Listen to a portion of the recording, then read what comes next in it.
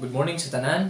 O karon no adlaw nga Sabado, daghang salamat no sa ato nga mga padayon ga share o padayon ga subaybay sa ato nga programa ang Buhing Kamatuoran 101 sa ato nga channel. O karon nga buntag padayon kita maghisgot mahitungod sa pamilya. And ani kita karon nga buntag naga-focus no usa ka semana ga-focus na kita sa maong kawataan diin maoy hatag sa Ginoong Dios. And this morning magalantaw kita sa maong kabataan ingon nga gasa sa Ginoo. And we can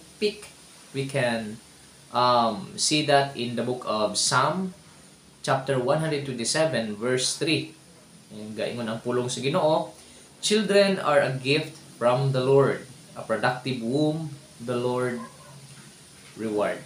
So it is the Lord's reward ang maong kabataan. Now, doon na kita ilang taon, ingon nga ang mga kabataan blessing or gasa reward di ay sa Ginoo. Usa di kina sila kag gift. Usa na sila nga gift gasa sa Ginoong Dios sa usa ka managtiayon.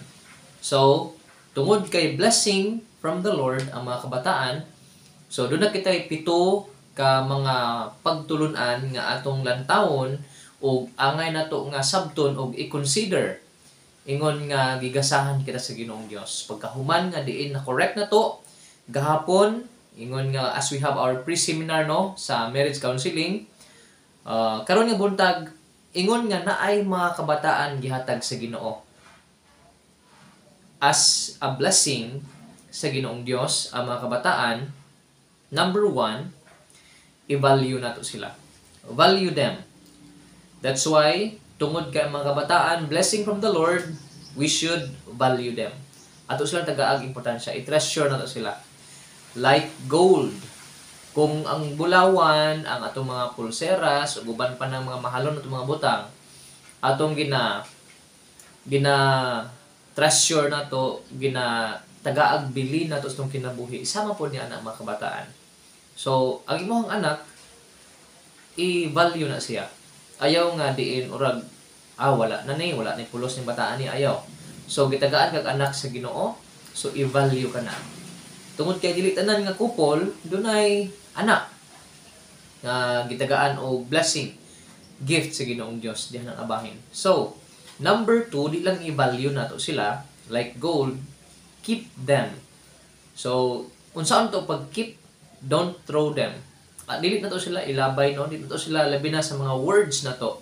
Bisan man dili na to gid sila gina literally gilabay, but sometimes ang atong mga pulong mga masakit nga pulong layas diri, mga inana nga mga pulong no.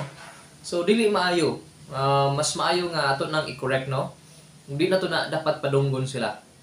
Kay in doing that, urata og wala gahatag og value sa ilaha. Keep them. Ingon nga blessing sila sa Ginoo, keep them.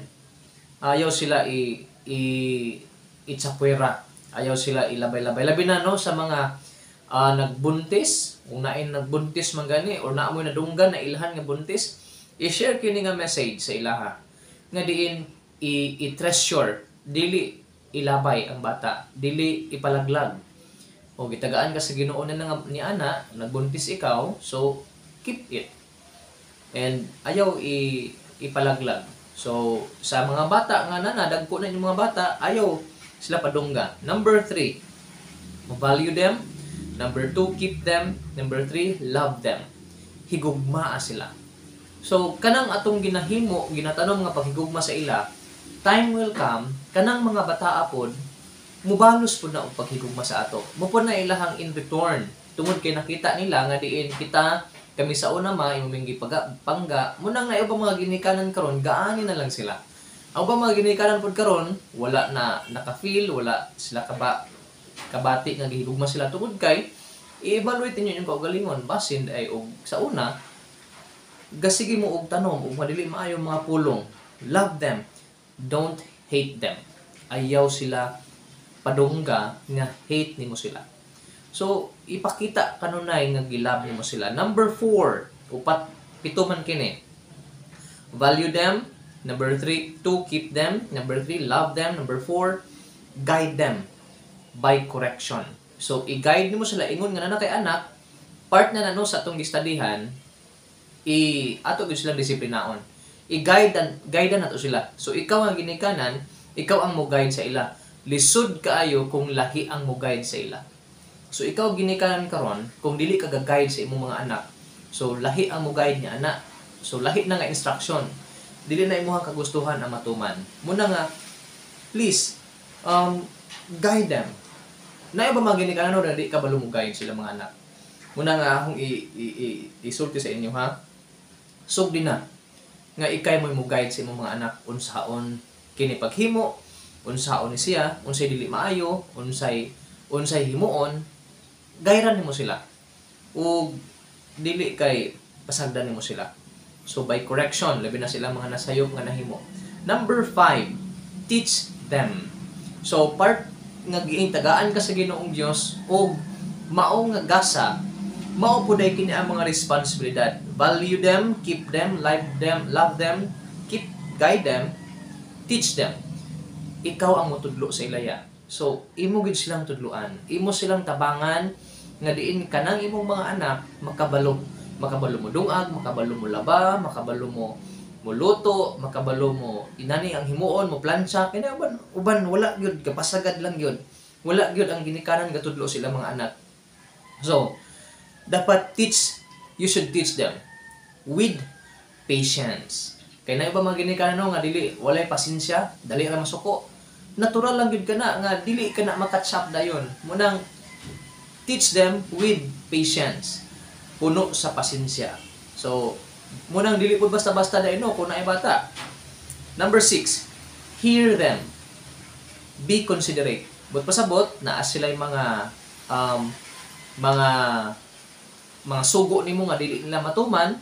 So be considerate. Basin siguro naglain ng lawas. Dili kay dili mo tuman, ara dayon kasab-an na po dayon. So be considerate. Basin daig unsa ba kay ang gibati or unsa ba kaha. Ayan di paminaw. So munang hear them, be considerate. Paminawan po nato sila. Dili lang po kita ginigano kanunay ang masunod. Dapat kabalo po ta po consider. Na po nakabahin. Last one. Giingon diri pray for them. So value them, keep them, love them, guide them, teach them, hear them, pray for them. So i-pray nimo imong mga anak. Now ikaw ginikanan karon. Nagpray ba ka sa imong mga anak? Ginapray ba nimo sila? Ginaampo ba nimo sila? In doing this, we entrust them to the Lord. Kaya nga naman, hatag ni sa Ginoo, ang Ginoo pod anytime pwede po siya makuha. Muna itong bantayan. Kay tungod kay gift dai sila according to Psalm 127 verse 3, gift sila sa Ginoo. So tungod kay gift sila, dili tanang panahon nga ingon nga gift na ana may panahon nga mo expire gid ang gift. So muna nga pray for them. Entrust ang prayer nato, gi-entrust nato sa Ginoo. Nga naman dili ta 24/7 nga present sa ilaha. Ilaha atong presensya naa sa ilaha. Munang atong gitugyan ang ilahang paglakaw, pray gid na sa Ginoo ang ilahang pag-eskwela, sa pag-uli nila, i-safety sila, di kayo sila sa mga dautan nga tao. Pray for them. Now tano nga ang kini nag makatabang sa ato mga ginikanan o dako kini siya o mahimo o hinauta nga diin kini mag-remind ka nato nga ikaw nga nakay anak, you should value your child, keep your child, love your child, guide them, teach them, hear them, be considerate, and pray for them. Dili day po dalim. This is responsibility. So God bless. Daghang salamat.